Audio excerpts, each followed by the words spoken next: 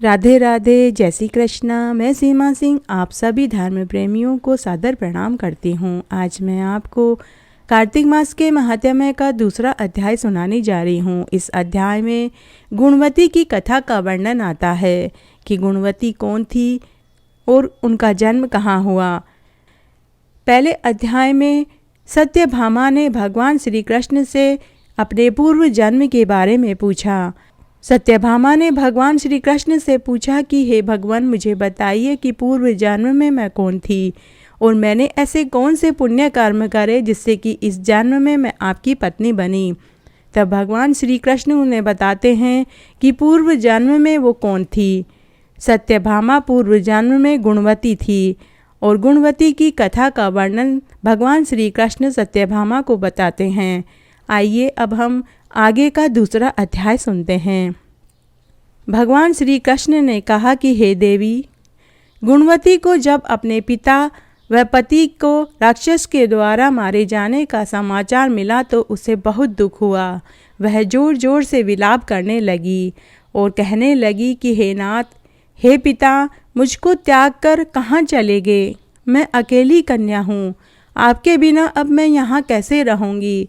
अब मेरे भोजन और वस्त्र की कौन व्यवस्था करेगा? घर में मेरा कौन लाड़ प्यार करेगा? कौन मेरा पालन पोषण करेगा? मैं किसके सहारे रहूँगी? मुझ विधवा की रक्षा कौन करेगा? हे प्रभु, अब मैं कहाँ जाऊँ, कहाँ रहूँ? मेरा तो अब कोई ठिकाना नहीं रहा। इस तरह रोती बिलखती गुणवती पछाड़ खाकर पृथ्वी पर गिर पड़ी और बेहोश हो गई। बहुत देर के बाद जब उसे होश आया तो वापस से वह विलाप करके शोक सागर में डूब गई। जब कुछ संभली तो उसे ध्यान आया कि मुझे मेरे पिता और पति की मृत्यु के पश्चात अंतिम क्रिया करनी चाहिए। अगर मैं उनकी अंतिम क्रिया नहीं करूँगी तो कौन करेगा? और अगर अंतिम क्रिया नहीं होगी तो मेरे पिता और मेरे पति को गति कैसे मिलेगी? तब उसने अपने घर की सभी वस्तुएं बेच दी। बेचने के बाद जो उसे पैसे मिले उसने उससे अपने पिता और पति का श्राद्ध किया और अंतिम क्रिया करी। उसके बाद वह उसी नगर में रहने लगी। तब वह भगवान विष्णु की भक्ति में आठों प्रहर लीन रहने लगी। सुबह से लेकर शाम तक वह भगवान विष्णु की पूजा पाठ करने लगी। उसने जन्म से लेकर मृत्यु तक एक नियम बना लिया। वह सभी एकादशियों का व्रत और कार्तिक के महीने के उपवास और व्रत करने लगी। हे प्रिय सत्यभामा, यह एकादशी और कार्तिक व्रत मुझे बहुत प्रिय हैं। मुक्ति, भुक्ति, पुत्र, संपत्ति, सुख, ऐश्वर्य, धन दौलत को देने वाला परम पवित्र यही महीना है। जो मनुष्य कार्तिक मास में जब तुला राशि पर सूर्य आता है तो सवेरे उठकर अगर स्नान करता है, व्रत करता है, पूजा करता है, उपासना करता है तो वह व्यक्ति मुझे बहुत प्रिय है। क्योंकि यदि वह बड़े से बड़ा पापी होगा तो भी वह कार्तिक स्नान और व्रत के प्रभाव से मरने के बाद मोक्ष को पाएगा। जो मनुष्य कार्तिक में स्नान, जागरण, दीपदान, तुलसी के वृक्ष की रक्षा करता है वह साक्षात विष्णु भगवान के तुल्य है। जो मनुष्य कार्तिक मास में मंदिर में झाड़ू लगाता है, मंदिर की दीवारों पर स्वास्तिक बनाता है और कार्तिक मास में विष्णु भगवान की पूजा पाठ करता है, विष्णु सहस्त्र नाम का पाठ करता है, माला जपता है, वह व्यक्ति तो मुझे अत्यंत प्रिय है। उसके ऊपर मेरा आशीर्वाद हमेशा बना रहता है।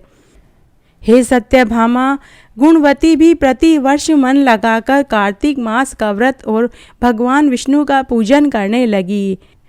हे सत्यभामा, अब आगे सुनो। एक बार गुणवती ज्वर से ग्रस्त थी और दुबली पतली हो चुकी थी। फिर भी उसने हिम्मत नहीं हारी। किसी तरह वह गंगा के किनारे चली गई। गंगा तक पहुँच तो गई किंतु शीत के मारे वह बुरी तरह से कांप रही थी। वह एकदम शिथिल हो गई और वह मृत्यु को प्राप्त हो गई।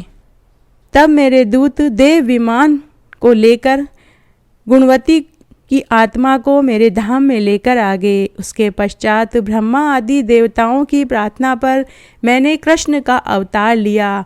उस समय मेरे गण भी मेरे साथ आए, वे सब पृथ्वी पर यादव बने। तुम्हारे पिता जो कि पूर्व जन्म में देव शर्मा थे, वह सत्राजीत हैं। पूर्व जन्म में चंद्र शर्मा जो तुम्हारा पति था, वह इसमें अक्रू है। और हे भामिनी, तू वही गुणवती है। यह कार्तिक व्रत का ही प्रताप है जिससे कि तू मेरी अर्धांगिनी बनी है। पूर्व जन्म में तुमने मेरे मंदिर के द्वार पर तुलसी का पौधा लगाया था। वह इस समय तुम्हारे महल के आंगन में कल्प वृक्ष के रूप में खड़ा है। पूर्व जन्म में तुमने कार्तिक के महीने में मंदिरों में दीप दान किया था। उसी के कारण आज तुम्हारी देह सुंदर है, तुम्हारे शरीर में शोभा है और घर में साक्षात लक्ष्मी का निवास है। तुमने पूर्व जन्म में अपने समस्त कार्तिक व्रतों का फल पति स्वरूप विष्णु को अर्पित कर दिया था। उसी के प्रभाव से तुम इस समय मेरी प्रिय पत्नी हो। पूर्व जन्म में आजीवन तुमने जो नियम से कार्तिक मास का व्रत और स्नान किया, उसका यह प्रभाव है कि मेरा और तुम्हारा कभी भी वियोग नहीं होगा। इस प्रकार जो कोई भी मनुष्य कार्तिक मास में स्नान और व्रत करता है, पूजा पाठ करता है, मंदिरों में दीप दान करता है, मंदिरों की दीवारों पर स्वास्तिक बनाता है, कार्तिक के महीने में मंदिरों में मांडने मांडता है, कार्तिक के महीने में तुलसी जी की पूजा करता है, पतवारी जी की पूजा करता है, वह लोग मुझे अत्यंत प्रिय है। और हे सत्यभामा, जो लोग दूसरे जप तप यज्ञ दान आदि करते हैं, कार्तिक मास में किए गए व्रत के सामने उनका फल बहुत थोड़ा है। अर्थात कार्तिक मास के व्रतों का 16वां भाग भी नहीं है। इस तरह से सत्यभामा भगवान श्री कृष्णचंद्र जी महाराज से अपने पूर्व जन्म के पुण्य के प्रभाव को सुनकर बहुत प्रसन्न हुई और गदगद होकर उनके चरणों में गिरकर प्रणाम करने लगी। तो आज मैंने आपको कार्तिक मास के महात्म्य का दूसरा अध्याय सुनाया। आशा करती हूँ आपको ज़रूर पसंद आएगा। आगे के अध्याय के लिए भी आप इसी तरह मेरे साथ बने रहें। मुझे आपके कमेंट का हमेशा इंतज़ार रहता है, इसलिए आप कमेंट बॉक्स में कमेंट ज़रूर छोड़ें। धन्यवाद।